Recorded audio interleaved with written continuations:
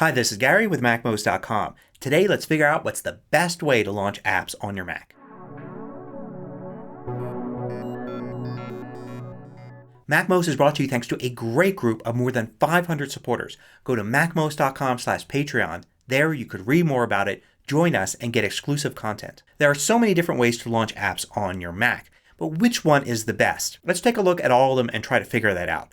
Let's look at how many actions it takes, whether you can do it with the mouse or the keyboard, and how versatile each option is. So the most basic way to open applications is to go to the Applications folder. Let's, in the Finder, go and create a new Finder window. And then in that Finder window we go to the Applications folder. You may see it here on the left side in Favorites, and if not you can easily add it there. But you could also choose Go and then Applications, and then you're in the Applications folder. Here I'm using List View, so it's easy for me to scroll through all the different applications here, and I can then launch one by double clicking it. Now this has the advantage of showing you all of your apps, or at least the ones in the Applications folder. I actually have some games in the Games folder, so they wouldn't be here. So it's not all applications for everybody. A disadvantage is though that you've got sometimes things in subfolders. So like here I have a utility subfolder, and some publishers put their group of apps inside of a subfolder as well. So sometimes it takes some extra steps to get to things. You can jump around using the keyboard just like you can in any Finder window. So hitting the letter P, for instance, jumps to the files with P at the beginning, so you can move around a little quickly in here. But clearly there's going to be too many steps to use this as the main way to launch apps. What makes a lot more sense is using the dock. This is built for launching apps. And you've got the most common apps, or at least the default system apps here in the dock. You can easily add more apps to the dock any way that you want. So you could drag an app into the dock and add it in there and remove it just as easily. That's a great advantage to have your most common apps there, but it's a disadvantage in that you don't have all of your apps there. So if there's an app that you occasionally have to use, you may not want it in the dock. You can rearrange things. Of course I can move pages over here, for instance, so you can customize this to your liking. You also can go straight to a document in the dock. So I can use Control click or two-finger click on the trackpad and it will bring up recent documents here. So instead of launching pages and opening a document, I can tell it to go right to a document that I've recently used. Now the dock I think is the clear winner if your hand is already on the mouse or keyboard and if the application is in the dock. There's going to be no faster way to launch it than just simply clicking on the app. But you can actually use the keyboard with the dock as well. By default it's Control F3 that will bring up the dock with cursor control,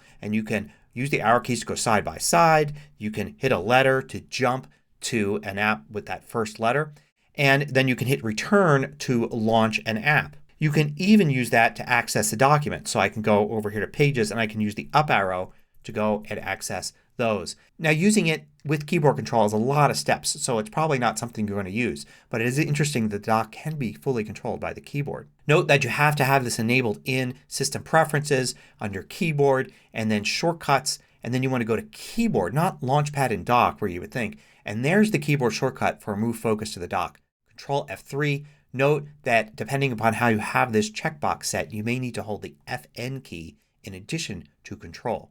Now you can combine these methods here, the Applications folder and the dock, by putting the Applications folder in the dock. So I can do Command up arrow to go up level. There's my Applications folder. I can drag that to the right side of the dock. Now I can click here and access my applications. It works better if you control click on it and switch to List View. And now you can go in here, see all of your applications and launch them. So it takes away that disadvantage of the dock of not listing all your applications. You now have a way to launch less commonly used apps using the dock. Now Apple does have a primary way for you to launch apps, and that's Launchpad, and that's in the dock here as well. You click Launchpad and you get this grid of icons. It looks a lot like things do on the iPhone or iPad, which is an advantage if you're used to switching between devices. You can click on these dots here to go to different screens, or you can swipe with the trackpad or the top of the Apple mouse. You can even use the arrow keys to navigate around in there. And you can fully use the keyboard, so you don't have to rely on clicking to actually get there. You can launch Launchpad with a keyboard shortcut. Let's go to System Preferences again, and under Keyboard Shortcuts in Keyboard you've got Launchpad and Dock, and here is a shortcut here. I had to set it. By default it was turned off and I set it to F4. So I hit F4 and it brings up Launchpad. Now I can just start typing the name of the app. It narrows things down. Once it's narrowed enough so I can just hit return, and it will launch the app. This is a pretty quick way to launch apps. So now let's get to the one that I use, and that's to use Spotlight or the Spotlight menu or search. You've got the icon up here and you can click it there to bring it up, but it's much easier to use the keyboard shortcut of Command Space. That brings up Spotlight Search and you can start typing anything like the name of the app. So let's type Calc for calculator, and as soon as it's the top hit there and selected you can click on it or just hit return and it will launch automatically. This has the advantage of being able to find an app anywhere it is on your Mac. And it also has a huge advantage in that it could find files as well. So you can look for the document instead of the app.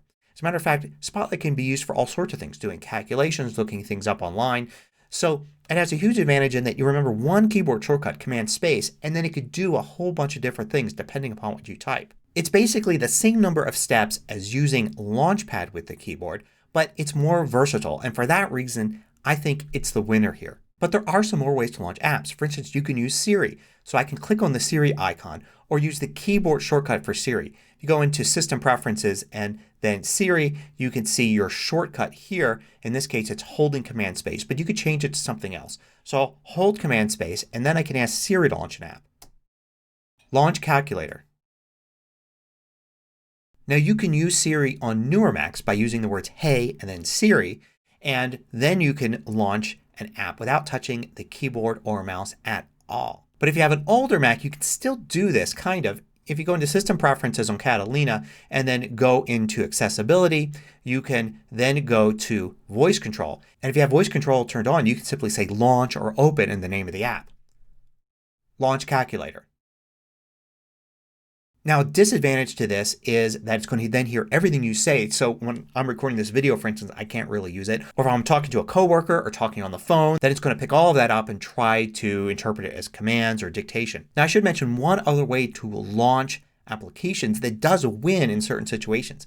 And that's to simply open the document and don't worry about opening the app. For instance, here I have a TextEdit document. If I double click on it, it will launch TextEdit automatically. So there's no need for me to launch TextEdit and then open that app. Just use the document to launch the app. It doesn't work for things like Calculator or Safari or even Mail that don't really have documents attached to them. But for launching something like TextEdit or Pages or Numbers, this could be the best way to launch apps, especially if the document you need is right there on the screen. So I think the winner here is Spotlight. It is the way that I launch applications, and I know a lot of power users prefer it. It's easy to do with the keyboard. It's pretty quick.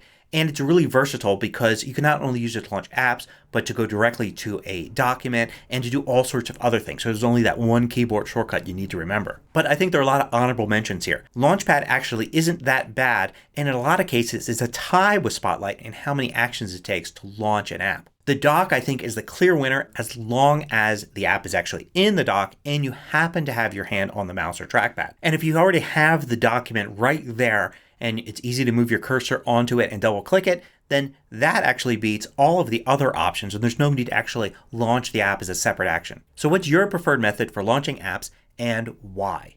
Let us know in the comments below.